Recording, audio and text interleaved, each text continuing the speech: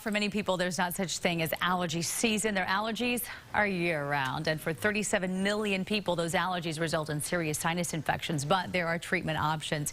Here to go over some of those is Dr. James Ludwick. Good morning to you. Good morning, Melissa. You brought in all kinds of good examples for us this morning to help us get through this. I was at the drugstore last night. I saw there's a whole wall of products, and it's hard to pick what to use. It is, and how do you know where to begin? Well, I think the first thing to do is, use the saltwater irrigation because you want to wash your nose. If you're breathing in stuff that irritates your nose, the first thing you want to do is get it out. Yeah, just like you shower every day, wash your nose every day. It's a great thing to do. And this is something that you really have to get used to if you do these little... I do this for my son, actually. Yeah. The saline spray I'm not as big a fan of because it really just kind of wets the nose, and what you want to do is not make the allergens wet. You want to get them out of your nose.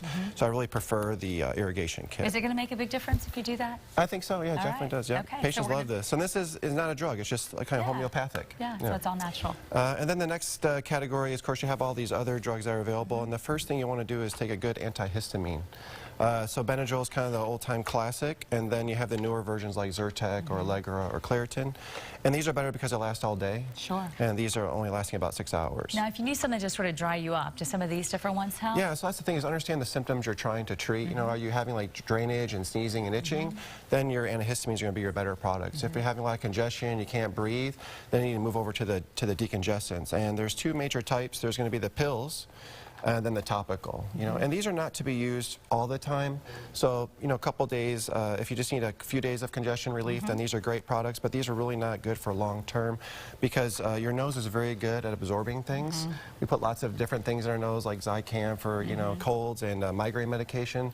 So the problem is that these drugs cause vasoconstriction and raise your blood pressure. So you don't want to take these daily, okay? But there are, unfortunately, a lot of people who are relying on these things every day. So what is a good time? Maybe a week? Or well, on the box, they'll tell you to use it for 2 or 3 days. The key is to not use it around the clock. I think what happens is, especially the Afrin, you heard of Afrin addiction, people start using it, once a day, then twice a day, then 3, 4, 5 times a day, and then you get into big trouble there, okay? Well, we're out of time. You want to quickly just tell us something? It looks like these might be prescription? Or yeah, so these are prescription, these are steroids, and these are topical medications. If the problem's in your nose, then most ENTs are going to recommend you put the medicine where the problem is in your nose. So that's where these are great. And these sprays, the prescription ones, are safe as opposed to the topical over-the-counter ones, which are not to be used every day. All right, Dr. Ludwick, thanks for coming in today. Hopefully it'll help some people get through I hope so. all the misery. All right, we'll be right back.